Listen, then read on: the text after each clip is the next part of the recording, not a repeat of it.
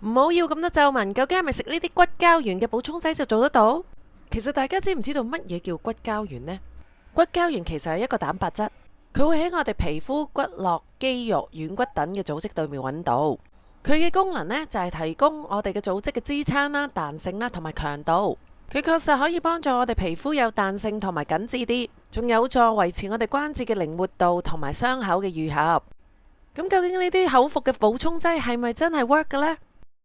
有啲研究就指出，確實係好多研究話食呢啲補充劑係會幫助到我哋嘅皮膚，但係呢啲研究呢，通常就係 low quality 同埋係有藥廠嘅贊助，而 high quality 同埋冇藥廠贊助嘅研究就話嗰啲 result 唔係咁 significant 啦。同埋究竟骨膠原嘅補充劑吞咗落肚之後，代謝咗之後會唔會變返骨膠原，亦都係一個問題。有啲嘢我哋可以令到骨膠原唔會咁快流失，譬如話瞓好啲，減低壓力，做運動，均衡飲食。隨住年齡嘅增長，我哋一定骨膠原會流失噶啦。我哋可以食多啲維他命 C 高嘅食物、生高嘅食物、豆類、優質嘅蛋白質。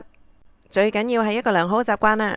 好啦，今日分享到呢度，中意我嘅片嘅記住 like 我 follow 我啊，下次再傾過，拜拜。